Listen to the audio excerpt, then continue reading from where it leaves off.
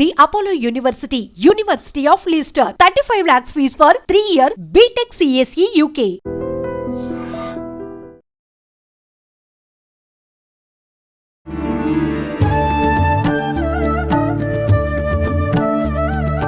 నమస్కారం, welcome to I dream. ధర్మ మార్గం విత్ విజిత కార్యక్రమానికి స్వాగతం. ప్రస్తుతం మనతో పాటు ఉన్నారు ప్రముఖులు శివరుద్ర సాధువు గారు. ఇప్పుడు వారితో మాట్లాడి మరిన్ని మంచి విషయాలు అడిగి తెలుసుకుందాం. నమస్తే అండి. నమస్కారం అమ్మా. గురుగారు, ఈ మధ్య కాలంలో మనం వింటూ ఉన్నాం, మామూలుగా మన దేవతారాధన చేస్తూ ఉంటాము, కానీ చేసినప్పటికీ దేవతల కన్నా కూడా పితృదేవత ఆరాధన అంటే మనం పూజలు చేయడం, కొబ్బరికాయలు కొట్టడం, ఈ రకమైన ఆరాధన కాదు కానివ్వండి, వాళ్ళకి ఏదో ఒక కృతజ్ఞత తెలుపుకోవడము, వాళ్ళని నిర్లక్ష్యం చేయకుండా ఉంటే దేవతలకు మించి పితృదేవతల అనుగ్రహం ఉంటుంది, అది చాలా మంచిది, ఉండాలి అని. మరి వాళ్ళకు కృతజ్ఞత తెలుపుకోవాలి అని అంటే ఖచ్చితంగా వాళ్ళకి సంబంధించిన తిథులు, ఆ డేట్లు అవన్నీ చూసుకోవాలి. అవన్నీ మాకు గుర్తులేవండి అనుకునే వాళ్ళు, అరే ఎట్లా మేము దానివల్ల ఇబ్బంది పడుతున్నాం అనుకుంటారు. పితృదేవతలకి మనం ఏ రకంగా కృతజ్ఞతలు తెలుపుకోవచ్చు, వాళ్ళకి కృతజ్ఞతలు తెలుపుకోకపోతే పితృశాపాలు అని చెప్పి వస్తున్నాయని చెప్పి అంటున్నారు. నిజంగా ఈ పితృశాపాలు ఉన్నాయా? ఉంటే వాటి నుంచి ఎలా బయటపడవచ్చో వివరించండి. అంటే మీరు అడిగిన ప్రశ్న ఏంటంటమ్మా, అంతరార్థమైన ప్రశ్న. ఇప్పుడు ప్రజెంట్ మన కలియుగంలో ఈ విలువలు లేకుండా బ్రతుకుతున్న కొందరు, లక్షలకి పరిగెత్తి ఉద్యోగాల రీత్యా ఎక్కడెక్కడో సెటిల్డ్ అయిన వాళ్ళకి ఇది చాలా వివరంగా వర్తిస్తుంది. చూడమ్మా, పూటకు గతి లేని ఇంట్లో కూడా కుటుంబం ఉంటే దానికి ఉన్నంత విలువ ఎక్కడ రాదు. కుటుంబాలన్నింటినీ మనం కోల్పోయి ఉన్నాం. ఇప్పుడు భార్యాభర్తలు, పిల్లలు ఇద్దరే ఉంటారు, తర్వాత ఉద్యోగాలకు వెళ్తారు, వాళ్ళు చిన్న చిన్న కుటుంబాలు, ఉమ్మడి కుటుంబాలు కోల్పోయారు. మీరు అడిగిన విషయ వివరణలో కృతజ్ఞత అంటే మీ ప్రశ్నలో ఏంటంటమ్మా, పెద్దవాళ్ళకి మనం కృతజ్ఞత ఈ 15 రోజుల్లో ఎందుకు ఇవ్వాలి? ఇప్పుడు కృతజ్ఞతలు బ్రతుకున్నప్పుడు మన వాళ్ళు ఎందుకు ఇవ్వలేదు? ఇది కొంచెం డెప్త్గా చూస్తే అమ్మా, బ్రతుకున్నప్పుడు ఆశించిన చూపు, బ్రతుకున్నప్పుడు కోరుకున్న ప్రేమ, బ్రతికున్నప్పుడు నువ్వు పెడతావేమో ఒక ముద్దెడు, ఒక అన్నం నా పిల్లలు నన్ను పిలిచి అని ఎదురు చూసిన ఆ క్షణాలలో నువ్వు చూయించలేని కృతజ్ఞత ఈ 15 రోజుల్లో చూయిస్తే ఆయన కృతజ్ఞతుడు అవుతాడా? ఇది చాలా వివరంగా పోవాల్సిన ప్రశ్న. అవునండి. పితృదేవతల శాపం ఎవరికి తగులుతుంది? పితృపక్షాలు ఎందుకంటాం? మహా ఆలయ పక్షాలు అంటే ఏమిటి? తెలంగాణ ప్రజలు పెద్ద అమావాస్య ఎందుకు చేసుకుంటారు? మనదేమో అమ్మ మీరు అన్నట్టుగా అమావాస్య తర్వాత మొదలవుతున్న గడియలు ఒకటి అనుకుంటే, ఇంకొక గడియ పౌర్ణమి తర్వాత వీళ్ళు 15 రోజులు చేసేది. మీరు అన్నట్టుగా ఈ 15 రోజులు మొదలుపెట్టి అమావాస్య దాకా వస్తుంది. ఆ తర్వాత మన వాళ్ళు పండగ విషయాలు వివరణలు పోతుంటారు. ఆ తర్వాత పెద్ద అమావాస్య వచ్చిందని చెప్పేసి మన వాళ్ళు 9 రోజులు పెట్టి కొన్ని కార్యక్రమాలు, ఆ బతుకమ్మలు ఆడే కార్యక్రమాలు, ఇది తెలంగాణ ప్రజలది వేరు.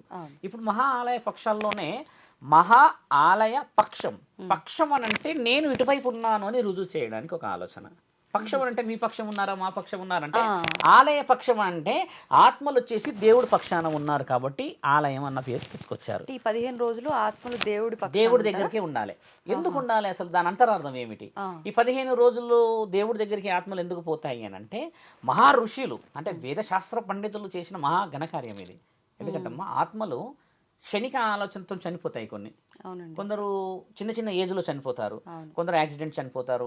మళ్ళీ ఇంకోటి ఏంటంటమ్మా, కొందరు పెద్దవాళ్ళు రోదనతో చనిపోతారు. పితృశాపం అక్కడ, మన వాళ్ళ పెద్దవాళ్ళకి కలిగేది అక్కడ. ఏడుపు, బాధ, రోదన. ఎలా అంటే అమ్మా, పిల్లలు చూడట్లేరని, ఆస్తి అంతస్తులు లాక్కుంటున్నారని, లేకపోతే మనల్ని నెలకి పంపించాల్సింది పంపించకనో, లేకపోతే కోడలు అడ్డొచ్చిందనో, లేకపోతే ఇంకెవరో అడ్డలు వచ్చారో అని చెప్పేసి తల్లిదండ్రుల్ని ఒకేసారి రోడ్డుకు ఈడుస్తున్న వాళ్ళు వందల్లో ఉన్నారు కదా. ఇలాంటి వాళ్ళు దీన్ని ఖచ్చితంగా ఫాలో చేయాలి. చనిపోయిన తర్వాత అయితే నువ్వు నీ తల్లిదండ్రులకు ఏం చేసావు అనేది ఈయన గారు సంవత్సరానికి 2 సంవత్సరాలకు గుర్తు చేసుకుంటాడు కదా. ఇక్కడ నువ్వు గుర్తు చేసుకోకున్నా కూడా వాళ్ళు కళలోకి వస్తూ ఉంటారు. ఆ కళలకు అర్థం ఏమిటి? కొంచెం మమ్మల్ని ఎవరో వెంబడిస్తున్నట్టు, లేకపోతే మా అమ్మనో మా తాతమ్మనో లేకపోతే ముత్తమ్మనో కూర్చొని ఇట్లా గడప దగ్గర ఒక రోదనలాగా ఏడుస్తున్నట్టు నాకు కనబడింది స్వామి అని అంటారు. ఇది గమనించాల్సిన అవసరం. కొంతమంది పిల్లలు నాన్నమ్మ కనబడేట్టు అయింది నాకు అని అంటారు, లేకపోతే ఆ ఇంట్లో ఎవరో కూర్చున్నట్టు కనబడింది అయినా అని కొన్ని హింట్లు వస్తూ ఉంటాయి కదా. మళ్ళీ అందరికీ రావు ఇవి, కొందరికే వస్తాయి. వాళ్ళు ఏం చేస్తారు, ఏదో ఒకటి చేయాలని ఎవరో సాధువునో పురోహితునో ఇంకెవరినో కలిసేసి ఫలానా వివరణ తీసుకుంటే ఇలాంటివి చెయ్యాలమ్మా అని అంటారు. ఈయన వల్ల పుణ్యం ఎలా వస్తుంది అంటే, ఇలా వస్తున్నారు అంటే వాళ్ళకి సంబంధించిన క్రతువులు చేయాలని గుర్తు చేస్తున్నారు. చేయాలని కాకుండా నీవు నాకు చేయాల్సిన బాధ్యతలని సక్రమంగా నిర్వర్తించలేవు కావున శరీరాన్ని మాత్రమే నేను వదిలాను, నా ఆత్మ నేను వదలలేకపోయాను. ఈ ఆత్మ పరమాత్ముడి చరణాల దగ్గరికి చేరితేనే మరో జన్మకి నీకు శ్రీకారం కానీ మరో జన్మకి ఇంకేదైనా ఒక వివరణ రావచ్చును. అవును. నీకు ఇక్కడ సంతృప్తికరమైన జీవితమే నువ్వు చూడనప్పుడు, పిల్లలు నిన్ను ఏదో ఇబ్బంది పెట్టినప్పుడు, నీవు చేయాల్సిన బాధ్యతలకు ఆస్తులకు అంతస్తులకు గొడవలు పడినప్పుడు నీ తల్లిదండ్రులు మరి నువ్వు పెట్టిన కురివి స్వీకరించరు. ఇదొక విషయం అయితే అమ్మా.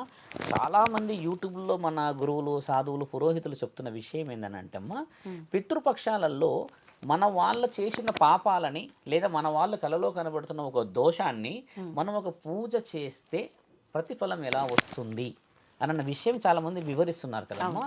ఈ పితృపక్షాలలో కేవలం ఒక పురుషుడి ద్వారా మాత్రమే ప్రతిఫలం వస్తుంది. ఇది బాగా పురుషుడు చేయాల్సినవి. పురుషుడు ఎందుకు చేయాలి?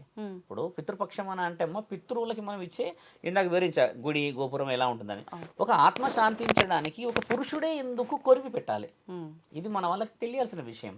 చాలా మంది ఇప్పుడు 2 తల్లిలు ఉన్నారమ్మా, 2 బిడ్డలే ఉంటారు. తర్వాత నాన్న వయసు అయిపోయి ముసలాడైపోయి కాలం చేసిందని అంటే కొరివి పెట్టేటోళ్ళు ఎవరు ఉండరు అని ఆ పిల్లల ద్వారా బాధపడితే బాబాయ్ పిల్లలను ఇంకెవరు పిల్లలు పెట్టిస్తారు.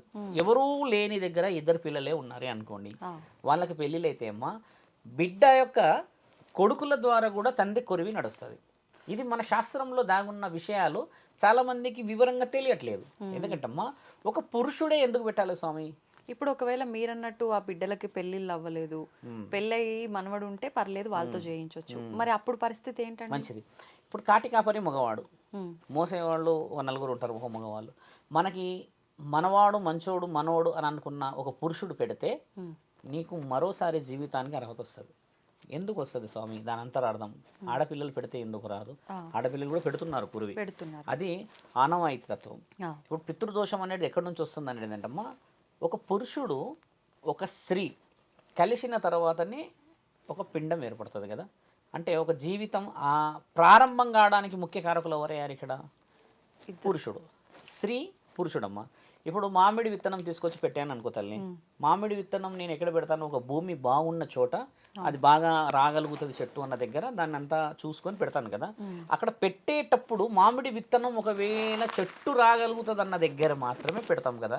అలాగా పురుషుడు ఒక విత్తనం లాంటి వాడు. బాగా గమనించాల్సిన ప్రశ్న, పితృదేవతల యొక్క దోషము మన దగ్గర ఎందుకు ఇంకా అలా బలంగా పాతుకపోయి పరిష్కారాలు దొరుకుతలేవు స్వామి అని అన్న విషయానికి ఏంటంటమ్మా, ఒక పురుషుడు మాత్రమే ఎందుకు చెయ్యాలి అని అంటే, పురుషుడు పెడితే ఒక పితృపక్షానికి అర్థము ఆయన మరో జన్మకి అవకాశము దొరుకుతుంది. ఎందుకంటే పురుషుడి ద్వారానే ప్రత్యుత్పత్తి వ్యవస్థ అభివృద్ధిలోకి వచ్చింది. స్త్రీ పాత్ర ఏంది ఇక్కడ? ఇప్పుడు మనం అక్కడ స్త్రీని తక్కువ చేసినట్టు కాకుండా, స్త్రీ పురుషుడు కేవలమైన వీర్యశక్తిని మాత్రమే ఇస్తాడు, కానీ ఈవిడ వచ్చేసేసి ఒక జీవిత కణాన్ని మొత్తం 9 నెలలు గర్భాన్ని మోసి రక్తపు మాంసపు ముద్దలన్నీ బిడ్డకు సిద్ధం చేసేలాగా ఉంటుంది. అంటే పురుషుడి పాత్ర కేవలం వెలిగించడమే, కానీ ఆ వెలుగుని అందించడం మాత్రం స్త్రీ పాత్ర. అందుకే స్త్రీలు ఏడుస్తారు. మీరు గమనించాల్సిన ప్రశ్న, ఒక చావు తీసినప్పుడు ఎంత బాధ గట్టి గట్టి గట్టి ఎందుకు ఏడుస్తారంటే, తల్లిదండ్రుల యొక్క రక్తంతో పురుషుడు ఇచ్చిన వీర్యంతో 9 నెలల రక్తస్రవమే పుట్టిన కొడుకు.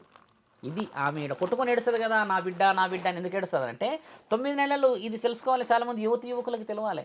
ఇలా ఏమిచ్చావు అని అంటే 9 నెలల రక్తస్రవం ఆపేసిన తర్వాత ఆవిడ మాయా అని ఒకటి, బిడ్డ ఎంత బరువు ఉంటే అంత బరువు ఇంకోటి ఉంటుంది. ఆఫ్టర్ డెలివరీ అది కూడా బయటకు వచ్చిన తర్వాత ఎంత బ్లడ్ ఫ్లో వెళ్ళిపోయి కంప్లీట్గా అన్కాన్షియస్ పోయి వస్తారు వాళ్ళు. అంటే రక్తపు మాంసపు ముద్దలతో వచ్చిన శరీరము మళ్ళీ నీవు ఇంకొక రక్తపు మాంసపు ముద్దలకి శ్రీకారం చుట్టేది పురుషుడే. ఇంత అంతరార్థం చాలా అవసరం. విత్తనం పెట్టిన వాడు గొప్ప కాదు, కానీ విత్తనం పెట్టేవాడి అవసరం ఉన్నది అక్కడ. స్త్రీ పురుషుల మధ్యలో కలయిక తెలుసుకోవాలి. ఇప్పుడు మీరన్న దోషాలు ఎక్కడి నుంచి వస్తాయి? ఈ దోషాలలో పురుషుడి పాత్ర ఇలా మాట్లాడడం స్వామి, స్త్రీ పాత్ర ఇలా చెప్పామన్నప్పుడు దోషం ఎక్కడ వస్తుందని అంటే అమ్మా, ఒక పురుషుడు బాధ్యతాయుతముగా తల్లిదండ్రుల బాధ్యతలని నిర్వర్తించినప్పుడు, కొందరు భార్య మాటలు ఏమింటారు, తల్లిదండ్రులు పట్టించుకోరు. కొందరు ఏం చేస్తారు, ఉన్న ఆస్తి కోసం బాగా మాట్లాడతారు, ఆ ఆస్తి ఇచ్చేదాకా తల్లిదండ్రులని నడి రోడ్డుకి ఇడుస్తారు. నిన్న వచ్చిన సమస్య, నిన్న మాట్లాడిన మాట, ఈరోజు తేదీ 2వ తారీఖు, 1వ తారీఖు రోజు జరిగిన విషయము నా దగ్గరకు 5 ఎకరాల స్థలం రాసి ఇవ్వాలి. తండ్రి కొడుకుకి రాసి ఇచ్చాడు ఆల్రెడీ కొన్ని ఎకరాలు, ఒక 2 3 ఇచ్చాడు. ఊర్లలో గతంలో చాలా మందికి ఉండేటి కదా, 10 సంఖ్యలో ఉండేటి, ఇంకా రాసి ఇవ్వాలి. నువ్వు రాసి ఇవ్వకపోతే నేను నిన్ను చంపేస్తా అని గొడ్డలు పట్టుకుని పంచాయతీలో నిల్చున్నాడు. ఇప్పుడు చంపేస్తా అని చంపేస్తా అని గొడవ ఇక ఆ. ఈయన ఏమంటున్నాడు, నీకు ఇస్తా బిడ్డ నేను ఇయ్యను, ఉమ్. మరి నన్ను అమ్మని ఎవరు చూసుకుంటారు, నీ కర్మ నువ్వు చూడు, ఎందుకన్నావు నన్ను, ఈ వర్షం చూడండి ఎలా ఉందో, నీ కర్మ నువ్వు చూడు, అవును. నన్ను ఎందుకు అన్నావు అని అంటే ఇది ఎక్కువగా వింటున్నాం ఈ ఇది మధ్యలో. ఎందుకమ్మా అది? ఆ. నిన్ను కనడానికి నువ్వు కనీసం పెట్టో నీకే నీకు ఓపిక లేదు, ఆ. సంపాదించే ఓపిక నీకు లేదు, లేదు. ఆ ఎకరం భూమి కొనడానికి నీ దగ్గర ₹1 లేదు. అవును. వాళ్ళ తాతల ముత్తాతల నుంచి తీసుకొచ్చిన ఆస్తి కాపాడుకుంటూ వచ్చి. పంచాయతీ పెడితే పంచాయతీ పెద్ద మనుషులు ఇచ్చే తీర్పు కొడుకే కదారయ్యా ఇచ్చేయనంటే మరి ఈయన ఎక్కడ పోవాలి, ఎంత ఇది దౌర్భాగ్యం కదా తిండి ఇది. ఎక్కడికి పోవాలి. ఆ. అలా బాధ ఏంటంటమ్మా, కొడుకుకు నేను సచ్చినాకైనా పోయేదే కదా, మరి ఇప్పుడు పెట్టేది ఎవరు, అలాంటి వాళ్ళకి తగ్గుతుంది శాపం. ఇది నిజమైనది. మనిషి బ్రతుకున్నప్పుడు నువ్వు ఒక కారపు ముద్దలు పెట్టలేని బ్రతుకుకి సచ్చినాక ఈ ఆటలు కోస్తావా తల్లి, దశదిన కర్మ అని బోర్డులు పెడతావా, నీవు 10 మందిని పిలిచేస్తావా, సన్నాయి పెట్టేసేసి పెద్ద పెద్ద పాటలు పెట్టేసేస్తావా. అంటే ఇక్కడ కూడా వాళ్ళ కోసం చేస్తున్నది కాదు ఇది. వాళ్ళు ఒకవేళ ఏమన్నా చూపించుకోవడం కోసం. చూపించుకోవడానికి ఒకటి, మళ్ళీ నాన్నగారికి ఏదో మర్యాదలు చేసినట్టు అని చెప్పించినారు కదా, అవును. అలాంటి వారి ఇంట్లోకి వర్తిస్తుంది. మీ తల్లిదండ్రులు ఎప్పుడు కూడా పిల్లల యొక్క కలలోకి వచ్చి దయ్యాలు భూతాలకి భయపడిపోయారు. చాలా మంది నెగిటివ్ పోర్ట్రేట్ పోతుందని నేను కొంచెం డెప్త్గా చెప్తున్నాను. ఆ. ఆత్మ కళలో కనబడింది అని అంటే మన పెద్దలు బిడ్డ మంచి లేకపోతే పుట్టడానికో లేకపోతే శ్రీకారానికో అవకాశం ఇవ్వమని చెప్పి, లేదా మమ్మల్ని మీరు మమ్మల్ని గుర్తించలేరు అని చెప్పడానికి మాత్రమే ఒక అవకాశానికి వస్తారు, అంతేగాని వాళ్ళు దయ్యాలయ్యారు భూతాలయ్యారు మా ఇంట్లో గాలి తిరుగుతుందని తిరుగుతున్న వాళ్ళు చాలా మంది ఉన్నారు. అవును. ఇప్పుడు మీ చాలా నాన్న మంది చెప్తుంటారు. మీ నాన్న ఉన్నాడమ్మా, నీ కళలో కనబడ్డాడు, మీ తాతే అనుకుందాం, మీ తాత నీ కళలో కనబడ్డాడు అని అంటే నీ కళలో వచ్చి నీ పీక పిసుకుతాడమ్మా మీ తాత, పిసికాడు. ఎట్టి పరిస్థితుల్లో పిసుకడు. అవును. ఎందుకంటే ఆయన ఒకటి బాధల రీత్యా మిమ్మల్ని కోల్పోయి మిమ్మల్ని చూడలేక, నీ పెళ్ళైతేనో లేకపోతే నువ్వు డాక్టర్ అయితేనో చూడాలన్న ఆ కోరిక ఉండిపోయి ఆయన అలాగే మీకోసం ఎదురు చూస్తూ ఉంటాడు. ఆయన మనసు అక్కడ ఆగిపోయి ఉంటుంది. ఒక సాధువు ఒక పురోహితుడు చేసేది పిండ ప్రదానం అదే.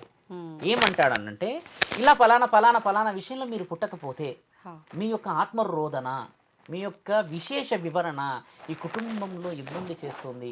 ఇప్పుడు ఒక గాలి ప్రభావం ఎలా ఉంటుందంటమ్మా, 4 మనుషులు ఉన్నాం, ఇప్పుడు 5 మంది ఉన్నాం కదా, ఇప్పుడు ఆయన గారు ఒకళ్ళు ఏడుస్తూ ఉన్నారే అనుకోండి ఊరికే, మన ఇద్దరు మాట్లాడుకోగలవా, అసలు కాన్సన్ట్రేషన్ కూర్చుంటుందా? అలాంటిది ఒక ఆత్మ ఏడుస్తే పంచభూతాలు మనకు సహకరించవు. ఇది అసలైన దరిద్రం. ఎందుకంటే ఆత్మ ఎవరికి కనబడుతుంది తల్లి, నీకు నాకు కనబడదు, పంచభూతాలకు కనబడుతుంది కదా, పాములకి పశువులకి లేకపోతే ఉన్న అన్ని దేవాది దేవతలకు కనబడుతుంది కదా. దేవుళ్ళు పిలుస్తేనేమో ఆయన పోడు, ఎందుకంటే ఈయనకేమో మీరంతా ఇష్టం, మీరేమో ఆయనని పట్టించుకోరు, ఆయననేమో ఇంట్లో నుంచి బయటికి రాడు.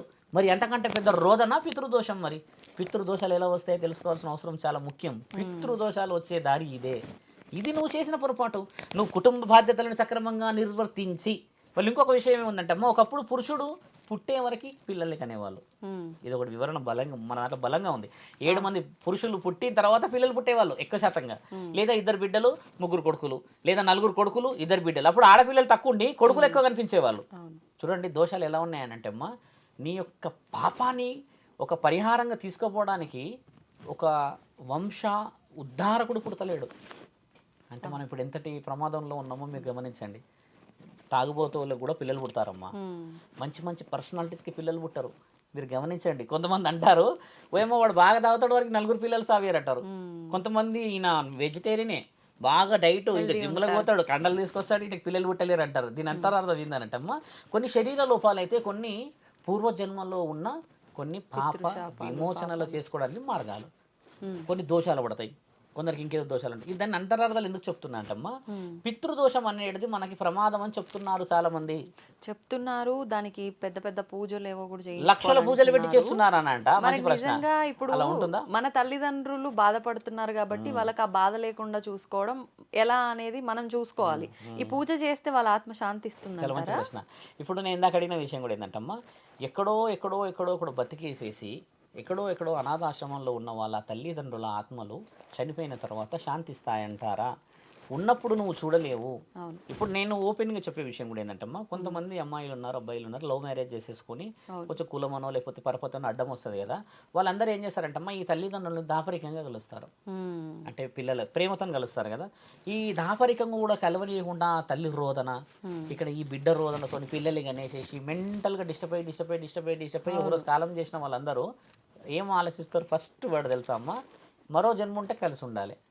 మరి కలిసి ఉన్న సమయంలోనే విడగొట్టిన ఆ మహానుభావులకు కానీ ఆ ఆడపిల్లలకు కానీ ఇది వర్తించదా అంటున్నాను. ఇక్కడ వర్తిస్తుంది. ఇది శాపం అమ్మా. నువ్వు ఉన్నప్పుడు చూసుకోలేని, ఇప్పుడు 50 సంవత్సరాలే మన లైఫ్, 100 సంవత్సరాలు తండ్రి రాశాడు, నీ నోట్లో 70 ఏళ్ళు అయితే పనిలే ఉండవు, ఇంకా ఆ 30 సంవత్సరాలు ఎందుకమ్మా, అదైతే మనకు పని చేయదు. ఇంకొక 15 సంవత్సరాలు అయితే యవనమో చిన్నపిల్లలాగా పోయినావు. ఉన్నదే 20 సంవత్సరాలలో నువ్వు బంధాలు, భావ్యాలు, ఫైనాన్స్, ఎమోషన్స్ ఎన్నో క్యారీ చేసేసి అసలైన విలువ అమ్మా నాన్నలను లేకపోతే మనల్ని నమ్ముకున్న వాళ్ళను వదిలిపెట్టేస్తే వాళ్ళు ఇలా చూడలేకుండా శరీరాన్ని వదిలిపెట్టిన తర్వాత శాంతిస్తారు అని అంటే శాసనం ఒప్పుకోదు.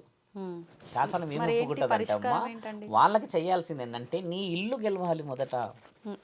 ఎలా గెలుస్తావు ఇల్లు? నీ బాధ్యతలు ఉన్నాయి. ఇప్పుడు భార్య భర్తలు ఇద్దరితో పాటు ఉమ్మడి కుటుంబం, తల్లిదండ్రులు ఊర్లో ఉంటారు.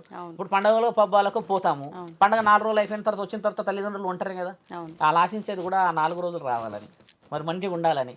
వచ్చేటప్పుడు నా కొడుకు ఏం తెస్తావు చెప్పమ్మా, నువ్వు ఊరికి పోయేటప్పుడు అమ్మ కట్టలేని చీరనా లేకపోతే కట్టలేని బట్టలా, నువ్వు తెచ్చుకుపోయే 100 రూపాయల చీర కూడా కట్టుకొని ఊరంతా చూపిస్తుంది. అది ఎందుకు చేయలేము మనము? వీడికి మనం కొరియర్ చేసేస్తామే, ర్యాపిడోలు బుక్ చేసేస్తామే, ఇవన్నీ బుక్ చేసేస్తే ఆ ఎమోషన్స్ క్యారీ అవుతాయా? ఇవి క్యారీ చేయలేని మనము శాపాన్ని ఖచ్చితంగా అనుభవించాలి. పూజలు ఏం చేయాలి స్వామి అని అంటే, పూజలు నీ తల్లిదండ్రులకి నువ్వు చేయాల్సిన అత్యంత ముఖ్యమైనది ప్రేమ, అభిమానము, విలువలు. ఈ పూజతోనే కదా ఆ రోజు మహాగణపతి తల్లిదండ్రుల చుట్టూ తిరిగి మీకు మించిన మహా దేవుళ్ళే లేరు ఈ లోకాన అన్నందుకు ఆయన సకల కార్యసిద్ధుడయ్యాడు కదా. అక్కడ రుజువు చేయబడిన శాసనం మనది. అలాంటిది ఉన్న మనము తల్లిదండ్రుల్ని గౌరవించక, బాబాయిలో మామయ్యలను గౌరవించక, కించపరుచుకొని విలువలు కోల్పోయిన తర్వాత పితృపక్షం పెడితే న్యాయం ఎలా జరుగుతుంది? ఇక్కడ పితృపక్షం పెట్టినప్పుడు ఎక్కడ న్యాయం జరుగుతుంది అంటమ్మా, వాళ్ళ పాప పరిహారం పండిపోయింది, లేకపోతే వీళ్ళు నిజముగానే మనస్ఫూర్తిగా క్షమించబడిపోయారు, మీరు లేని సమక్షంలో బాధలను అనుభవించిపోయారు అన్నప్పుడు వీళ్ళ ద్వారా ఆ పెట్టే ఎవరైతే ఆ పలానా తాతనో నాన్నమ్మనో ఎవరు ఉన్న వ్యక్తులు పెడితే అమ్మా, వీళ్ళిద్దరు పెట్టే అర్హత సరిపోదని చెప్పే ఒక పురోహితుడు వస్తాడు, నేను వీరికి గురుస్థానాన్ని నా మీద నమ్మకం ఇవ్వండి, మేము ఆత్మల బంధాలను కలుపుతాము, పూర్వజన్మ నుంచి మరో జన్మకు శ్రీకారం చుడతాము అని చెప్పినప్పుడు పిండం పెడతారు. పిండం ఎందుకు పెడతారు? చాలా గమనించాల్సిన. పిండం ఏ రూపంలో ఉంటుంది మీరు చూసారా? ఇప్పుడు నేను గమనించి చూడండి, తెల్లగా ఉంటుంది. తెల్లగా ఎందుకు పెడతారమ్మా పిండం? దశదిన కర్మలనేమో యాటలు కోసేసి ఇక్కడ నుంచి బోటి, తలకాయ, కాళ్ళు ఇలా ఇట్లా పెట్టిన వాళ్ళు పిండం ఎందుకు పెడతారు? పిండం ఎందుకు పెడతారంటే నీవు వచ్చి కాకి రూపంలో ఆత్మ వచ్చి, ఆత్మ రూపంలో కాకి వచ్చేస్తుంది. కాకి ఎందుకు వస్తుంది అది కూడా తెలియాలి మన వాళ్ళకు. చాలా మంచి కాకి గోల చాలా పెద్దది. పరమశివుడి నెత్తి మీద కూర్చున్న ఒకే ఒక పక్షి కాకి. అక్కడ పార్వతీమాత కూడా తండ్రి భుజం మీద చేతేనికే వెనక జరుగుతుంది ఆయన ధ్యానంలో ఉన్నప్పుడు. మహాముక్కంటి ధ్యానంలో ఉన్నప్పుడు ఆయన నెత్తి మీద కూడా పోయి కూర్చునే ఒకే ఒక్క పక్షి కాకి. ఏం చెప్తుంది? ఎట్లా చెప్తుంది? అక్కడ పోయి ఏం చేస్తుంది కాకి? అసలు ఆయన దగ్గర ఎందుకు తిరుగుతుంది అంటే, కాకి పరమాత్ముడు ఇచ్చిన ఒకే ఒక్క వరం ఏందనంటే, అది ఒక రోజు అడుగుతుందంట, అయ్యా ఎక్కడ లేని ఈ మర్రి చెట్లు లేకపోతే పెద్ద పెద్ద ఈ చెట్ల మధ్యలో నన్ను పెట్టేసావుగా, ఇది తీసుకొచ్చి కాల్ చేస్తుంటారు అందరూ, పూడు చేస్తుంటారు అందరూ, వాళ్ళందరేమో ఇక్కడ నుంచి పోరు, ఈ చెట్టు మీదనే ఉండిపోతారు, ఏం చేయాలి అంటే, అది ఇల్లు కదా, తండ్రి ఉంటాడు కాబట్టి వాళ్ళు కూడా అక్కడే ఉంటారు, ఏం చేయాలి అని చెప్పి అడిగినప్పుడు తండ్రి ఏమంటాడంట, ఇప్పుడు మీకు కావాల్సినది ఒక విలువ, ఆ విలువ రావాలి, ఆ విలువ రావాలి అంటే నువ్వు నాకు ఒక పని చేసి పెట్టాలి అని అంటే ఏం చేయాలంటే, నా పిల్లలు నేను ఆత్మబంధు పరమాత్ముడు, మనం ఏంటంటే మా శరీర బంధాలమ్మ మన, అంటే రక్త మాంసం ముద్దలతో వచ్చిన వాళ్ళం, కానీ మనకంటే ముందు పరమశివుడి యొక్క గర్భం నుంచి వచ్చిన వాళ్ళం మనం. అదే అగ్నిలింగం, ఆత్మలింగం అంటారు. ఆయన ఫిల్టర్ చేసి వచ్చిన తర్వాతనే నన్ను ఒకలాగా తీర్చి పంపుతాడు కదా. నా పిల్లలు నా దగ్గరికి రావట్లేరు, ఎందుకంటే వాళ్ళు కష్టాలు, సుఖాలు, నష్టాలు, ప్రేమలు, అభిమానాలు అన్నీ చూసి అలసిపోయి నా దగ్గరికి వస్తే నేను ప్రశ్నిస్తానేమో అని, లేకపోతే నువ్వు తప్పు చేసావేమో అని అడుగుతానని భయపడుతున్నారు. కాబట్టి నీవు వెళ్ళి నీకు ఇష్టమైన ఈ జీవితం అంతా మరో జన్మ పుట్టడానికి నీకు అవకాశం ఉన్నది, నువ్వు మారుతావా అని చెప్పి ఒక ప్రశ్న నువ్వు అడిగిరా. అడిగినప్పుడు వాళ్ళు నిన్ను నాకు ఇష్టమే అని అంటే, ఆ ఇష్టంగా ఆ కుటుంబ వ్యక్తులు పెట్టిన ఆ పిండ ప్రదానం ఏదైతే మనం పెడతామో, ఆ ఇస్తరాకిలో పెడతాం కదా, అన్ని పెడతాం, ఆ పక్షి పెడతాం కదా, అప్పుడు ఈ కాకి ఆయన సరే అని అంటే అది వచ్చి తినిపోతుంది. ఇది శివపురాణంలో రాయబడింది. ఆయన ఆజ్ఞ. ఈ కాకి ఏం చేస్తుంది అని అంటే, పోయి మాట చెప్పేసి వస్తుంది అక్కడ, నీకు ఇష్టమేనా, మరి నీకు ఇష్టమైతే నేను నీ రూపాన వెళ్ళి తినేసి వస్తాను అని అంటే, ఒక ముద్ద తీసుకొని తినగానే ఈ ఆత్మ పరమశివుడిలో లీనమైపోతుంది. ఇది శాసనం అమ్మ, మన దగ్గర రాస్తుంది. ఇది చాలా చిన్న విషయం కాదు. కాశీలో పెద్ద పెద్ద పెద్ద గురువులు చెప్పేది కూడా ఆత్మబోధన ఇదే. అప్పుడు ఈ ఆత్మ అంగీకరించినట్టు ఈ అంగీకారానికి ఇది వెళ్ళి తండ్రి చెవులో చెప్పినట్టు అనమాట. అది అలా తిరుగుతూ కూర్చున్నప్పుడు ఆత్మకి శాంతి జరగాలనడానికి మార్గం. ఇప్పుడు మీరు అడిగిన విషయం ఏంటంటే కాకి ఇది ఎందుకు పిండమే అంటే పిండం తిన్నది కాకి. మీరు గమనించండి, మనం పెట్టే కొన్ని పదార్థాలలో ఏదో ఒక పదార్థం ఇష్టంగా తీసుకొని వెళ్తుంది. కొందరు ఉంటాయమ్మా అసలు తీసుకోదు, అది ఎంతసేపు అయినా తీసుకోదు. అక్కడ పెట్టి పెట్టి పెట్టి పెట్టి అలసిపోతారు, 2 గంటలు 3 గంటలు అయినా కూడా తీసుకోరు. నీళ్ళలో కలిపి బలగం సినిమాలో లాస్ట్ ఎండింగ్ లో చూపించిన సిచ్యువేషన్ అదే. వీళ్ళందరూ ఓకే అయిపోయినాక ఆయన హ్యాపీగా వచ్చి స్వీకరిస్తాడు. ఇట్ ఈస్ వాట్ ఆయన చూపించింది రియాలిటీ, రియల్. అది తెలంగాణ ప్రజలకి చాలా అద్దం పట్టిన సినిమా. ఇది వివరించబడిన సినిమా, ఇది రాయబడిన వివరణ. మళ్ళీ పురాణాల్లో రాశారు, ఇది శివపురాణంలో ఉంది తల్లి. ఇది ఇలా ఒక 4-5 లైన్లలో దాని గురించి రాయబడింది. ఇప్పుడు మీరు అన్నట్టుగా ప్రశ్నకు వస్తే అమ్మా, ఆత్మశాంతి జరిగినట్టే కదా. అలా అయితే జరిగినట్టే. పిండం తెల్లగా ఎందుకు ఉంటుందంటే అమ్మా, నీవు వచ్చింది పిండ రూపాననే. పిండం, అండం, పిండం, బ్రహ్మాండం. అంటే తండ్రి ఏమో బ్రహ్మాండం, తల్లి ఏమో పిండం. తండ్రి ఏమో ఇప్పుడు అండం పిండం కలిసిన తర్వాత బ్రహ్మాండాధికత ఎందుకంటే ఈయన ఇచ్చిన ఆత్మనే కదా నీకు. ఇప్పుడు ఇద్దరు కలయికలో కలిసింది. కలవక ముందుకు ఆత్మబంధువు ఎవరు? పరమశివుడైనా దేవుళ్ళైనా. అలా రావడం చేత బ్రతుకున్నన్ని కాలం శరీరంలో రుచి అవసరమమ్మా. నువ్వు తినగలవా? మామూలుగా తెల్లన్నం పెడతా ఇప్పుడు, పోనీ ఇంకేదైనా పెట్టినా తినగలవా? రోజు సాంబార్ తినగలవా? తినలేవు. కాబట్టి మనిషి చనిపోయినాక రుచి ఎరగడు కాబట్టి పిండం తెల్లగా పెడతారు. నీవు తీసుకెళ్ళేది ఏమీ లేదు, వాసన కూడా నీవు చూడలేవు. నీవు తీసుకొని వచ్చిన ప్రాంతము, నీవు బ్రతికిన ప్రాంతం తల్లి గర్భగుడిలో తెల్లగా ఆత్మరూపంలో వచ్చావు. నా దగ్గరికి వచ్చేటప్పుడు కూడా పిండ రూపాననే వస్తున్నావు. అదిగో అదే సాక్షి. అందుకే శవానికి తెల్లబట్ట చుడతారు. ఏం తీసుకొచ్చావో చూయించు. ఏదో ఒక మూలలో ఏదైనా ఉంటుంది కదా, చూయించు అని చెప్పి తెల్ల కొడితే ఆయన చూయించడానికి ఉలుకు లేదు, పలుకు లేదు. ఉలుకు పలుకున్నప్పుడే నిన్ను మూల పడేశారు మీ వాళ్ళు. చనిపోయిన తర్వాత ఏం తీసుకొస్తారు? This is what. ఒక సాధువు ఏం చేస్తాడనంటే, ఒక పురోహితుడు ఏం చేస్తాడంటే, ఒక పౌరోహితుడు ఏం చేస్తాడనంటే, అబ్రబ్రహ్మ లోకాలకి అధిపతి అయిన మీరు ఈ ఆత్మల శాంతి కావాలని చెప్పి వంశ ఉద్ధారకులని, వంశాన్ని మోయడానికని శరీర రూపం కానీ పురుష రూపానికి వీళ్ళందరికీ అందించవలేను, దానికి మేము సాక్షి అని చెప్పి పురోహితులు ఇచ్చిన మంత్ర ఉచ్చారణ అందుకుంటాడు పరమాత్ముడు. ఎందుకంటే యువర్ గ్యారంటీడ్ పర్సన్, నీకు సెక్యూరిటీ నేను, నా మాటనే వింటాడు. ఎందుకంటే నీకు చెప్పేవాళ్ళు వినకపోతే నా అవసరం ఎందుకు వచ్చింది? నీకు చెప్పేవాళ్ళు వింటుంటే రాకపోయేది కదా. ఇప్పుడు కోట్లు సంపాదించావు కానీ నీకు గురువు లేకపోతే ఒక పెద్ద వ్యక్తుల మాట లేదు కదమ్మా. ఇప్పుడు దైవశాసనాలు ఇవన్నీ చాలా ముఖ్యం. మీరు అన్న పితృపక్షాలు, మహాలయ పక్షాలు ఈ 15 రోజుల పని అయింది. ఇన్ని చెప్పారు స్వామి, ఎప్పుడైనా అవుతుంది కదా అంటే ఈ 15 రోజుల పని ఏంటంటే అమ్మ, ఈడ మహాముక్కంటి 15 రోజులు పిల్లలను స్వీకరించడానికి కూర్చుంటాడు. కనీసం ఎప్పుడన్నా రండి నా దగ్గరికి. మీరు చనిపోయినప్పుడు రాలేరు. అంటే ఇలా శాంతించని ఆత్మలన్నిటికీ 15 రోజులు జగన్మాత వచ్చే సమయానికి నా పిల్లలని ఎప్పుడన్నా స్వీకరించయ్యా శంకర. కనీసం ఆ ఆత్మలు తిరగకుండా పొలిమెరలలో తిరిగి రోదనతో, బాధతో, దుఃఖముతో ఏడుస్తున్న వాళ్ళని దరి చేర్చుకోమనంటే తండ్రి అన్న మాట ఏంటంటే అమ్మ, ఇష్టంగా ఆ పిండాన్నన్నా స్వీకరిస్తేనే నేను నా పిల్లలని నాలో కలుపుకోగలను. ఎందుకంటే అనుమతి లేనిది ఆయన స్వీకరించలేడు. కాబట్టి ఆ పిండం పెడితే అప్పుడు మీరు అన్నట్టు నీళ్ళల్లోనే పోతాయి. మరి నీళ్ళలో ఎందుకు పోతుంది ఇది కూడా తెలుసుకోవాలి చాలా మంది. నీళ్ళలో ఎందుకు వేస్తారు ఆ పిండం తీసుకుపోయి అంటే, ఒకప్పుడు మన దగ్గర హస్తికలు కలిపేది నీళ్ళల్లోనే ఉండేది. ఎందుకంటే ఒకప్పుడు కాల్చడమే ఉండే కదా, పూడ్చడం లేదు. పూడ్చడం ఎందుకు పూడుస్తున్నారంటే అమ్మ, అది ఒక జ్ఞాపకం.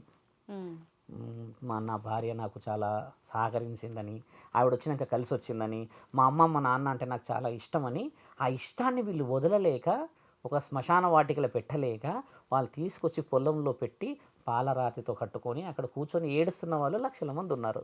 అది జ్ఞాపకం. అలాంటిది చేయడం కూడా మన దాంట్లో విరుద్ధమే. కానీ మనం మనుషులను ఆపగలమా? అయినా తండ్రి చూడండి ఎంత మంచివాడు, 15 రోజులు అవకాశం ఇచ్చిండు ఇప్పుడు అన్నారండి అని. కాబట్టి ఈ 15 రోజులు వాళ్ళు ఇచ్చిన అపాస్టఫీ. కాబట్టి మనం పెట్టాల్సినది ఏం చేయాల్సింది ఇప్పుడు మీకు అర్థమైంది అనుకుంటాను. ఇప్పుడు ఒకటండి, చాలా మంది చెప్తూ ఉంటారు, అంటే మన పితృదేవతలు మనకు సంబంధించిన తాత ముత్తాతలు మన ఫ్యామిలీకి సంబంధించిన వాళ్ళే కాదు, మన అనుకొని మనకు ఎవరైనా అంటే ఫ్రెండ్సే కావచ్చు, మన సర్కిల్లో ఎవరైనా చనిపోయిన వాళ్ళు ఉన్నా కూడా వాళ్ళ తరఫున కూడా మనం ఈ పితృపక్షాల్లో చేయొచ్చు అని చెప్పి వాస్తవమా? ముమ్మాటికి. ఎందుకంటే ఇందాక చెప్పిన ప్రశ్న కూడా అదేంటమ్మా, పురుషుడు ఎవరైనా చేయవచ్చు. నేను ఒక సాధువును కదా, అనాథ ఆశ్రమంలోకి వెళ్ళి ఎవరైనా చనిపోతే నేను కొరివి పెట్టినా అనుకో అమ్మ, వాళ్ళు 11 రోజుల తర్వాత వేరే ఏ తల్లి గర్భంలోనైనా పుట్టేస్తారు. ఎందుకంటే ఒక పురుషుడు వచ్చి కర్మకాండాలు చేశాడు. మొన్న ఒక మిత్రుడు, పేరు తీసుకోకూడదు కానీ, ఆయన గారు అనాథాశ్రమంలో ఎవరు చనిపోయారని వీడియో పెట్టి ఆ చెవు దగ్గర అమ్మ అమ్మ అని అరుస్తూ ఉన్నాడు. ఆ అబ్బాయికి ఈవిడ అమ్మే కాదు, ఈయన కొడుకే కాదు, కానీ ఆ వీడియో చూసిన ప్రతి ఒక్కరికి బాధ అయింది. అమ్మ అమ్మ అంటున్నట్టే ఆ తల్లికి నిజమైన వారసులే లేరు, కొడుకులే లేరు.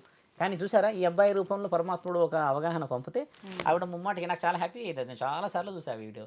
అంటే అలా పరమాత్ముడు ఏంటంటే ఒక పురుషుడి అవసరం చాలా అవసరం కాబట్టి మరో జన్మకి శ్రీకారం. మీరు అన్నట్టుగా ఎవరైనా పెట్టవచ్చు. బిడ్డలే అన్న విషయం ఏంటంటమ్మా, ఇంకో విషయం ఏమిటంటుందంటమ్మా, బిడ్డల జీవితం నుంచి ఒకవేళ కురివి పెడితే ఆ తండ్రికి మళ్ళీ పుట్టక ఉండదు అని అంటారు. కానీ ఏ జీవి కూడా మళ్ళీ పుట్టకూడదని ఆశించాడు. అవును. ఖచ్చితంగా నీ పిల్లలని చూడాలనో, మనవడి కావాలనో, మనవరాలు కావాలని కోరికుంటుందే ఖచ్చితంగా. మనం అంటాం పెద్ద పిల్లలు, మనం ఇప్పుడు మనమే అంటామమ్మా, నేను నా పిల్లలతో కూడా అంటాను, నేను మళ్ళీ ముసలోనైనాక అన్నం పెడతారా అని అడుగుతుంటా. ఏడుస్తుంటారు, నువ్వు ముసలోనే కావద్దు నాన్న అని పట్టుకొస్తారు. అంటే అది శరీరం, పిల్లల అవసరం. చూస్తుంటారు ఇప్పుడు కొంచెం కొంచెం పిల్లగా అయిపోయినాయి అంటే నేను అయిపోతా అంటే వాళ్ళు ఫీల్ ఎట్లా అవుతారంటే మా నాన్న ముసలోడు అయిపోతాడా అన్న ఫీల్కి వచ్చేస్తారు వాళ్ళు. అంటే ఇప్పుడు నాకేమనిపిస్తుంది, నా పిల్లల కడుపులో పుట్టాలనిపిస్తుంది, కానీ నేను పోయి అక్కడ శ్రీదేవి కడుపులో పుట్టాలని ఉంటుంది అమ్మ. నీ రక్తమే నిన్ను ఆశిస్తుంది, నీ రక్తమే నిన్ను ఆశిస్తుంది. కాబట్టి నీ ఆత్మ పరమశివుడు కలవడానికనే ఆయన కూర్చున్నాడు శ్మశాన వాటికలా. ఇది తెలియనంత వరకు నేను వదిలిపెట్టాను ప్రజలని. ఇప్పుడు నిజంగా చనిపోయిన వాళ్ళు వాళ్ళ కుటుంబంలోనే జన్మిస్తారు. వాళ్ళ కుటుంబంలో ఇప్పుడు ఎందుకు జన్మిస్తారు? ఇది మంచి ప్రశ్న. మళ్ళీ ఎందుకంటే అమ్మ, కష్టం నష్టం ఇష్టం, కారం అన్నమో పచ్చి పులుసో, మన ఇల్లు మంచో చెడో అన్నీ చూసిన ఇంట్లోనే ప్రేమ, కోపం, ఆక్రోషం నీ మనుషుల మీదనే చూడాలి. కంప్లీట్ వేరే ప్రపంచంలో నిన్ను యాక్సెప్ట్ చేయరు. ఎందుకంటే వాళ్ళ నియమాలు, వాళ్ళ ఆచారాలు, వాళ్ళ వంశ అంశ దేవి దేవత పూజ నియమ నిబంధనలు వేరు ఉంటాయి. నీవు ఒక అర్హత ఉండడం వల్లనే ఈ జీవితంలో ఉంటావు కాబట్టి నీవు కొన్ని బాధ్యతలను, కొన్ని రుణాలను ఇదే వంశంలో ఉంటాయి కాబట్టి you have to fulfil it. అందుకే నిన్ను ఇక్కడ పుట్టిస్తారు. అంతేగాని సడన్గా ఈరోజు నేను మెగాస్టార్ అయిపోయినా ఇంకో దగ్గరికి వెళ్ళేసేసి నేను హితిక్ రోషన్ కావడానికి కుదరదు. నీ బాధ్యత ఏమిందమ్మా? నీ ఆత్మని ఎక్కడ ఫిల్టర్ చేశాడు తండ్రి? ఆయన గర్భంలో ఫిల్టర్ ఏం చేశాడంటే శివరుద్ర సాధువు, ఒక సాధువు కావాలని, లేకపోతే ఒక ధర్మాన్ని కాపాడాలని ఇలాంటి చేసి అవపోసన చేసి ఆ తల్లి గర్భంలో వేసాడు నన్ను. ఆ బాధ్యత ఉంది నాకు అక్కడ. అంతేగాని తండ్రి అక్కడ మీరు అన్నట్టుగానే 4-5 విధాలుగా ఆలోచించుంటే 4-5 విధాలుగా మనకు కోరికలు ఉండేటివి. ఇప్పుడు ఒక చిన్న డౌట్ అండి, కొన్నిసార్లు ఇంట్లో ఫాదర్ చనిపోతుంటారు, చనిపోయిన తర్వాత అప్పటికే కోడలు గర్భంతో ఉండడము ఇలాంటివి చూస్తూ ఉంటాము. అయితే మళ్ళీ ఆమె డెలివరీ అవ్వగానే ఆయనే పుట్టిండన్నట్టుగా భావిస్తుంటారు. ఇంకొకటి ఏంటంటే కొన్ని నెలల తేడాతోటి, కొన్ని రోజుల తేడాతోటి వీళ్ళ గర్భంలో నిజంగా జన్మిస్తారా? అలా జన్మిస్తారు అని చెప్పడానికి ముందు ఇంకొక విషయం ఏంటంటే, మానవ జన్మ చాలా దుర్లభమైనది, అంత ఈజీగా రాదు. కొన్ని లక్షల జన్మలు తీసుకున్న తర్వాత మనం మోక్షం పొందే మార్గంలో వెళ్తున్నప్పుడు ఎన్నో పుణ్యాలు చేసుకుంటేనే ఆఖరణ మానవ జన్మ. మరి ఇప్పుడు వీళ్ళు ఈ జన్మ ఇక్కడికి ఎండ్ అయిపోయింది, మానవ జన్మ. మళ్ళీ ఈ లక్షల జీవరాశులు అన్ని జన్మలు తీసుకున్న తర్వాత ఆఖరణ ఈ జన్మ అన్నప్పుడు ఇంత చిన్న గ్యాప్లో వీళ్ళ కడుపుని ఎలా పుడతారు వాళ్ళు మళ్ళీ? మంచి ప్రశ్న. సంఖ్యాశాస్త్రం మాట్లాడాలి, గణ గుణగణాల విషయం మాట్లాడితే, చరిత్ర అంతరార్థాల విషయ వివరణలు చెప్తే, పురాణ ఇతిహాసాల వివరణలు మాట్లాడితే, ఒక ఆత్మ మానవ శరీరం ఎత్తితే మానవ శరీరమే ఎత్తాలి, ఇంకా అంతే. 84 సార్లు ఈ ధర్మాన్ని నువ్వు ధర్మంగా ఒప్పుకునేంత వరకు పుట్టాలి. కొన్ని వంశాలు ఉంటాయి. మీరు ఇప్పుడు మీ వంశంలో చాలా మంచి వాళ్ళు అనుకుందాం, ఉత్తమమైన వాళ్ళు అనుకుందాం. మీ వంశంలోనే కొంచెం యారగెంట్గా ఉన్న వాళ్ళు వస్తారు. మీరు ఉత్తమమైన వాళ్ళు అయిపోయారనుకో అమ్మ, మీకు ఇదే వంశంలో అప్పర్ హ్యాండ్ ఉన్న మంచి బ్రతుకు పరమాత్ముడు ఇస్తాడు. ఎందుకంటే నీ వల్ల కొన్ని స్థాపించడం, కొన్ని పాటించడం జరుగుతాయని. యారగెంట్గా ఎవరైతే ఉంటారో అమ్మ, ఆయన గారు మళ్ళీ ఇదే దాంట్లో పుడతాడు. అట్లా పుట్టి పుట్టి పుట్టి పుట్టి పుట్టి ఒకరోజు ఆయన కూడా నేను ధర్మం వైపే ఉన్నాను అన్నంత వరకు పుట్టిస్తూనే ఉంటాడు. పరమాత్ముడు అంతిమ లక్ష్యం ఏంటంటమ్మా, మానవ శరీరం అంతా ధర్మం అనేది ధర్మంగా సుభిక్షంగా ఈ ఉన్న ప్రజలందరూ ఒకరినొకరు ఈర్ష్యాద్వేషాలు వదిలిపెట్టేంత వరకు నీకు మానవ జన్మ ఉంటుంది. దానికి రుజువు ఉందమ్మా. మళ్ళీ ఎలా పుడతారు స్వామి అని అన్నదానికి రుజువు కూడా ఉంది. మన దగ్గర గరుడ పురాణంలో రాయబడి ఉంది ఒక ఆత్మ ఎన్నిసార్లు పుడుతుంది అని. 84 సార్లు ఆత్మ జీవితాన్ని తీసుకుంటుంది. ఆడమగలాగా తీసుకోవచ్చు. ఒక అతను చెప్పాడు కదమ్మ మొన్న గుజరాత్లో, నేను ప్రీవియస్ జన్మలో ఆడదాన్ని, ఈ జన్మలో మగవాడిని అని చెప్పాడు. మొన్న ఒక ఆర్టికల్ వచ్చింది. అది కానీ అవి నమ్మొచ్చా? అట్లా ఉండదు. అట్లా ఎందుకు చెప్పిండు ఆయన అంటే, ఆయన కొన్ని ఊహాజితమైన హింట్లు ఇచ్చాడు ఆయన. అది పేపర్ ఊరికే వస్తుందా అమ్మ? ఊరికి పేపర్ దాకా వస్తుందా? కొన్ని రిఫరెన్సెస్, కొన్ని ఆధారాలు తీసుకొని చేస్తారు కదా. అలా కొన్ని ఉండడం వల్ల ఏమవుతుందంటే అమ్మ, పూర్వజన్మలో నువ్వు బాధ్యతలను స్వీకరించడానికి ఉన్న ఆ తరుణంలోనే 84 సార్లు ఎందుకు పుట్టిస్తాడంటే, మనిషి 84 సార్ల కంటే ఎక్కువ ఒక జన్మకే వద్దనుకుంటున్నాం మనము. 80 సార్లు ఆయన వాయిస్తాడు మనల్ని. ఆలోచించండి మీరు. బుద్ధి తెచ్చుకుంటావా, భరిస్తావా? అంత మామూలుగా వాయించాడు. ఇప్పుడు ఎట్లా వాయిస్తాడు చూడండి, బీభత్సం సృష్టిస్తాడు. 85 సంవత్సరాలు 95 సంవత్సరాలు మనుషులు ఉన్నారా అమ్మ ఇప్పుడు? 60 ఏళ్ళోడు ఇప్పుడు వాడు మళ్ళీ రిటర్న్ వస్తాడో తెలియదు బయటికి పోతే. అవునవును. అంత వ్యవహారం ఉన్నప్పుడు ఆయన వ్యూహం తెలిసినంత వరకు మనం అది కాదు, మళ్ళీ మళ్ళీ పుడతాము, ఆ బాధ్యతలు మనకు అవసరము. పుట్టరా ఒకటేసారి ఎన్నో జన్మల పుణ్యఫలం అనడానికి లేదు. ఎన్నో జన్మల ఆలోచన చేసిన తర్వాతనే నీకు మానవ జన్మిస్తాడు. ఓకే. మనందరం రామాయణంలో కూడా ఉంటాం, మనందరం ద్వాపర యుగంలో కూడా ఉన్నాము. అంటే మనందరం ఉన్నామా స్వామి అని అంటే పుణ్యం చేసిన వాళ్ళందరూ ఉన్నారు ఆ రోజుల్లో. పాపం చేసిన వాళ్ళందరూ ఇంక పరమాత్ముడు ఇంకా ఎంచుతూనే ఉంటాడు కదా. కొంతమంది అమ్మ 11-12 years చనిపోతారు, కొంతమంది 95-96 years వరకు చావరు. చనిపోతున్నారు కదా. ఎందుకు చనిపోతున్నారు అంటే అమ్మ వాళ్ళ యొక్క జన్మ అక్కడ ఒక రహస్యంగా కొన్ని వివరాలు రాయబడి ఉంటాయి. అంటే నేను చెప్పలేను, కానీ ఇప్పుడు ఈయన 12వ ఏటనో 13వ ఏటనో చనిపోవాలంటమ్మా, గత జన్మలో నీ బాధ్యత ఒకవేళ 60 సంవత్సరాలు ఉన్నదనుకోమ్మా, 74వ ఏటకి ఈ బాధ్యత తీరుతుందంటే ఆ బాధ్యత కళ్ళారా చూడడానికి ఉంటాడు ఈయన, అంతే. ఈయన బాధ్యత అదే. తర్వాత ఈయన కాలం చేసేసి మళ్ళీ పుడతాడు. ఆ 14 సంవత్సరాలు బ్యాలెన్స్ జీవితాన్ని ఆయన అనుభవించక తప్పదు. కొంతమంది తల్లులు ఎంత బాధపడతారు మరి చిన్నప్పుడు. అదే నెంబర్ ఆఫ్ కాల్స్ వస్తాయి, వాళ్ళు చెప్పడం బాగోదు. అలా ఎందుకు వస్తాయి అని అంటమ్మా, గత జన్మ రహస్యాలు చాలా వివరంగా రాయబడిన శాస్త్రమే సంఖ్యాశాస్త్రం. నేను అని మాట్లాడుతుంది రుజువుతోనే. ఇటు కూర్చున్నాం కదా అని ప్రజలను మభ్యపెట్టడం చెప్పకూడదు, వాళ్ళకి ఇవన్నీ తెలియాలి. పురాణాలు చదువుతున్నారా అమ్మ ఈరోజు ఎవరన్నా? చదవట్లేదు. ఎక్కడో కొంత పెద్ద మనుషులే. అంటే పురాణాలు ఇతిహాసాలు చదువుతున్నది ఎవరు తెలుసా అమ్మ? మీరు మళ్ళీ గుండెల మీద చేతులు వేసుకోవాలి.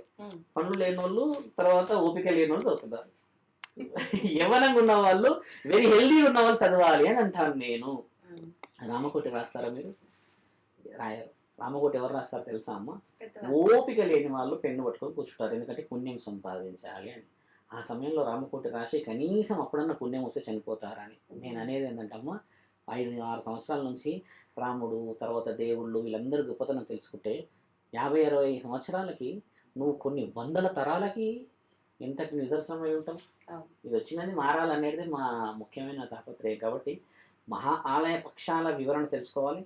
తెలంగాణ ప్రజలు కూడా అమ్మ ఇప్పుడు 9 రోజులు చేస్తారు. ఒకవేళ ఈ 15 రోజులు ఆచరించని వాళ్ళు పెద్దరమాస రోజు మీరు చేస్తారు. అంటే ఇక్కడ వ్యత్యాసం ఎలా వచ్చిందంటమ్మా, ఆంధ్ర ప్రజలు ఎక్కువ పాటిస్తారు ఇది, తెలంగాణ ప్రజలు పెద్దరమావాస్య అనగానే మొదలు పెడతారు. కానీ మనం మీరన్నట్టు చేయాల్సిన పద్ధతి అంతా పిండ రూపంలో చేయాలి చనిపోయిన వాళ్ళకు. కానీ అంటే అంతటా పిండ రూపాన చేసేది కూడా ఎలా అంటే అమ్మా, చాలా మంచి ప్రశ్న అన్నావు తల్లి. అవసరం పిండ రూపాన అవసరం లేదు. ఇప్పుడు పిండ రూపం అనేది నువ్వు ఎప్పుడు చేయాలంటమ్మా, ఆత్మఘోష వినబడుతుంది. ఆత్మఘోష భయానకంగా కనబడుతుంది. పనులు కావు, స్థలం కొనాలంటే కాదు, ఇల్లు కొనాలంటే కాదు, పిల్లల ఆరోగ్యాలు కింద పడుతుంటారు కదా, ఆ ఘోష చెప్పే పురోహితుడి మీద ఉంటుంది. అప్పుడు ఆ ప్రధానమైన చేసేది వేరుంటుంది. ఇప్పుడు మనం అనేది ఏంటంటమ్మా, ఆలయ పక్షాలు అనేది ఏంటంటమ్మా, బలమైన భోజన వసతులను ఏర్పాటు చేసి ఒక ఇసరి నిండా పెట్టి ఆ పూజా నియమ నిబంధనలు పురోహితుడు మంత్ర ఉచ్చారణ ద్వారా చేసేస్తే ఆయన గారు వచ్చి స్వీకరించి వెళ్ళిపోవడం. ఆయన వచ్చేసి తినడం చేయడం ఉండదు, దాన్ని చూసి స్వీకరిస్తే పరమాత్ముడు తీసుకొని వెళ్ళిపోవడం. మీరు అన్నట్టుగానే ఈ పిండం పెట్టేది చేసేది ఇదంతా ఏంటంటమ్మా, అది వంతులో వస్తుంది. మళ్ళీ పురోహితులు చెప్తారమ్మా, కొంచెం ప్రమాదకరంగా మలుపున్నది, కొంచెం వివరణ బాగలేదు, దాన్ని ఇలా చేయాలనేది విషయం. నేను అనేది అంటమ్మా, రుచికరమైన భోజనం చూసిన తర్వాతనే వాళ్ళు పిండాన్ని స్వీకరిస్తారు. అందుకని ఇది ముఖ్యం. తర్వాత వీళ్ళందరూ మరి గుడికి వెళ్తారు, అదేదో గుడికి వాళ్ళ మళ్ళీ ఇంకో విషయం ఏమొస్తుందంటమ్మా, ఓ ఫలానా గుడిలోకి పోయి చేసుకోవాల్సిన అవసరం లేదు. నీకు సంబంధించినది నీకు దగ్గర ఉన్నాయి. మన దగ్గర కొన్ని క్షేత్రాలు ఉన్నాయి కదమ్మా, నరసింహస్వామి గుడి ఉంది, తిరుపతి ఉన్నది, శ్రీకాళహస్తి ఉన్నది, వేములవాడ రాజన్న ఉన్నాడు, ఇట్లా అన్ని గుడులు ఉన్నాయి. ఏ గుడిలోకి పోయిన పురోహితులు ఎక్కువగా శివాలయానికి సంబంధించిన ఆలయాల్లోనే వెళ్ళారు, ఎందుకంటే ఆయన్నే కాబట్టి మనకు ప్రాణదాత. మహాముఖంటి ఒకవేళ మీరు అన్నట్టుగా అమ్మ ఎవరి కళలను కనబడితే ఏ రోజు తండ్రిలాగా కనబడ్డాడు మీరు గమనించండి. భిక్షాటకుడి రూపంలో దుమ్ము ధూళి ఇలా అంతా మొత్తం గడ్డం అంతా వచ్చి అది అసలు నడవలేని పరిస్థితుల్లో కనబడతాడు. ఎందుకు కనబడతాడు ఏ రోజన్నా అడిగారమ్మా? ఎవ్వరు కూడా చెప్పారు, కానీ ఒక పెద్ద ఆయన కనబడ్డాడు అంటారు. ఆయన ఎందుకు కనబడతాడంటే, నేను అనుభవస్తుడిని, నాకు తెలియని సమస్యనా, నాకు చెప్పండి అని కనబడతాడు ఆయన. మన వాళ్ళు ఓ ముసలైన కనబడ్డాడు, ఇక పాలాభిషేకం చేసేస్తారు పోయి కథం. ఇంకా ఆ పురోహితులు కూడా అలాగే తగలబడ్డారు. అది వచ్చింది వ్యవహారం. మళ్ళీ అమ్మ ఏదైనా ఉందా, పెద్ద మనిషి వచ్చాడంటే ఏదైనా ఉంది, పిల్లల చదువులా, ఆరోగ్యాలా, పెళ్ళిలా, ఇంకేదన్నా అమ్మ గర్భవతులు ఉన్నారా, ఇంత వివరణ ఎవరు అడుగుతలేరే. అది అడగనంత వరకు తండ్రి ముసలోళ్ళలాగానే వస్తాడు. నా ఆశ ఏంటంటమ్మా, నా తండ్రి విషుల భార్యడు పట్టుకొని ఒక్కసారి ఆయన రావడం చూస్తే ఈ శరీరం రాత్రికి రాత్రి వెళ్ళిపోవాలి ఆయన దగ్గరికి. ఇంకెందుకు ఆయన చూసిన తర్వాత అన్నట్టు రావాలి. ఆయన ఇంతవరకు రాలేడు, వరకు వెళ్ళాలి. ఆయన రాడు అసలు. కొంతమంది చెప్తారు శివుడి డైరెక్ట్గా దర్శనం అయింది అంటున్నాడు ఒక ఆయన మహానుభావుడు ఈ మధ్య. ఆయనకు చూపించాలి ఒకరోజు. అలా పరమాత్ముడి ఆజ్ఞని మనం తెలుసుకోవాలి. దేవుడు వదిలిపెట్టాడు తల్లి మనల్ని, మనమే ఆయన ఎన్నో విధాలుగా హింసించాము. సింపుల్ ఒక మాట చెప్పి ముగిస్తానమ్మా. కలియుగంలో రాయి రూపాన్ని ఎందుకున్నాడంటే ఆయన పోదలుచుకోలేడు. రాయి ఎప్పటికీ పోదు కదా, అందుకని శ్రీరాముడు వెళ్ళిపోయాడు, శ్రీకృష్ణుడు వెళ్ళిపోయాడు, సత్యయుగంలో దేవాది దేవతలు వెళ్ళిపోయారు. వెళ్ళిపోలేని ఒకే ఒక్క యుగం రాయి. ఆయనని పంపించేస్తున్నారు మన వాళ్ళని. చూసారా ఎంతటి దాష్టికమైన స్థితిలో ఉన్నాం. మనం మారాలి. పితృపక్షాలు ఇచ్చాడనంటే ఆయన ఎంత గొప్ప ఆలోచన చేస్తే ఆత్మల్ని దగ్గర కలుపుకుంటాడు. నీకెందుకు బాధ్యత అవసరమా అంటే ఇక్కడ చూడండి, ఇప్పటికీ నీకే అప్పచెప్పాడు బాధ్యతలు. నీ ఆత్మ, నీ పిల్లలు నా దగ్గర పంపితేనే నేను స్వీకరిస్తా. అసలైన ఆత్మ బంధువు ఆయన రఫ్ మనం తీసుకొని పోవచ్చు, రావయ్యా ఈ డబ్బాలో కూర్చోవాలి, అంతే. అలా చేయట్లేదు. న్యాయం ధర్మం చాలా ముఖ్యమైనదమ్మా. గాడ్ ఎక్కడ గ్రేట్ అంటే నువ్వు ఉన్నాడని తెలుసుకున్నప్పుడే గ్రేట్. ఇప్పుడు మనం విలువలు బాంధవ్యాల కోసం ఇంత తప్పించిపోతున్నాం కదా, డైరెక్ట్గా శివుడు మన ఇద్దరి మధ్య వచ్చి నిలబడ్డని నమ్మం మనం. అదే మీ నాన్నగారు వస్తే నువ్వు వెళ్ళి ఎత్తుకుంటావు, ఈ నాన్న సడన్గా వచ్చినావు ఏమైంది అని. చూసావా, ఆయన కోరేది ఏంటంటే ఆయనలాగా చూసేంత వరకే ఆయన కనబడాడు. ఇది ధర్మం అమ్మ, అందరూ పాటించాలి. గుడులు గోపురాలకు వెళ్ళాలి. తర్వాత 9 రోజులు చేసే ప్రక్రియలు తెలంగాణలో చేసుకుంటారు. వాళ్ళ ఇంట్లో అందరూ బాగుండాలి. మన వాళ్ళు మన కడుపులో పుట్టాలని కోరుకుంటే వాళ్ళు పుట్టేస్తారమ్మా. పుట్టినప్పుడు ఎంతో ప్రేమగా చూసే మనము పెరుగుతూ పెరుగుతూ వస్తే తెలివిగా వెన్నుపోటే ఓడిచేస్తున్నాం. ఆ తల్లిదండ్రుల రోదన మనకు ఉండకూడదు, అక్కా చెల్లెళ్ళ రోదన అసలే ఉండకూడదు, మేనత్తలు మేనమామల రోదన ఉండకూడదు. అని అంటే ఇల్లు కట్టుకున్నప్పుడు, పెళ్ళైనప్పుడు, ఈ పెద్ద మనిషి కార్యక్రమం అయినప్పుడు 21 days చేస్తున్నప్పుడల్లా పెద్దవాళ్ళని గుర్తు చేసుకొని పెట్టుకోవాలి. అలా పెట్టుకుని వాళ్ళే ఇప్పుడు పెట్టుకుంటున్నారు. ప్రతిరోజు గుర్తు చేయాలా వద్ద వాళ్ళని. ఆ ఫోటోలు ఉండవు, చిన్న ఫోటో పెట్టేసుకుంటారు. పెద్ద ఫోటోస్ పెట్టుకుని వాళ్ళని పూజించుకుంటే వాళ్ళకు గౌరవమే. మళ్ళీ ఇంకో విషయం ఏంటంటమ్మా, మీ తాత మన ఇంట్లో పుట్టాడు అని చెప్పడానికి రుజువు ఏం తెలుసా అమ్మా? సేమ్ దిట్టో దిగుతాడు చూడండి ఆయన పోలికలు. ఎంత విచిత్రం పరమాత్ముడు, దిట్టో దిగుతాడు తల్లి. అసలు ఏం నడకాలనే ఉండదు. అరే నువ్వు మీ తాత చేసినట్టే చేస్తున్నావు, కూర్చోగలరు, పుచ్చుకొని పుట్టాడు వీడంటారు. అది పరమాత్మ పోలికైనా ఉంటది, గుణాలన్నా ఉంటది. ఒక ఆవిడ చెప్తుంది, ఆయన గారంటే అదే అరుగు మీద కూర్చుంటుండే అలా పెన్ మీట్ వచ్చినప్పుడు. ఇలా మనవాడు కూడా అమ్మ స్కూల్కి పోయేసి ఉన్నావు ఆవే అని బ్యాగ్ ఆడేసి ఆడనే కూర్చుంటుంటట్టు ఇటునే ఇప్పటికీ ఆవిడ నవ్వుతుంది తెలుసా. మీ తాత ఉన్నప్పుడు కూడా రా నన్ను చంపిండి వచ్చి ఆడ కూర్చొని సిగరెట్ దాగి వచ్చినాడు, బీడి దాగి వచ్చినాడట. ఒక 10 నిమిషాలు తాగుతారు పెద్ద మనుషులు అప్పుడు అలవాటుగా అమ్మ. ఇప్పుడు ఈయన కూడా వచ్చాట బ్యాగ్ పడేసి ఆడ ఆడనే కూర్చుంటాడట వచ్చి. అంటే ఆమె ఆనంద బాష్పాలు. అలా పరమాత్ముడు వదిలిపెట్టాడు తల్లి ఇప్పుడు. కాబట్టి ధర్మంగా ప్రజలందరూ ముందుకు పోవాలి కదా.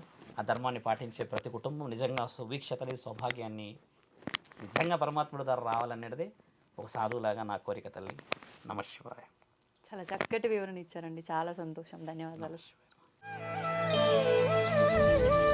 తవ్వండి, తవ్వుతూనే శివలింగం సరే దాన్ని అట్లా కప్పేసేయండి, చూపించదండి. Krishna is there.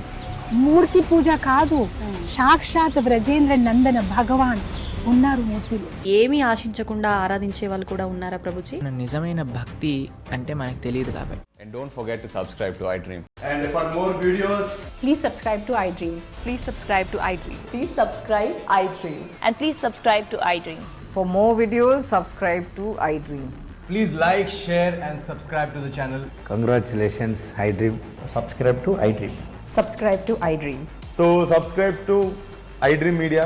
iDream ki iDream team andarki huge congratulations. Please subscribe iDream Media. Please subscribe to iDream. Subscribe iDream. Please subscribe to iDream. iDream అంటే నా కళల ఛానల్ సబ్స్క్రైబ్ చేసుకున్న నోరు తిరుగుతలేదు, మీరైతే గంట గుర్తు కొట్టండి. For more such videos, please subscribe to iDream.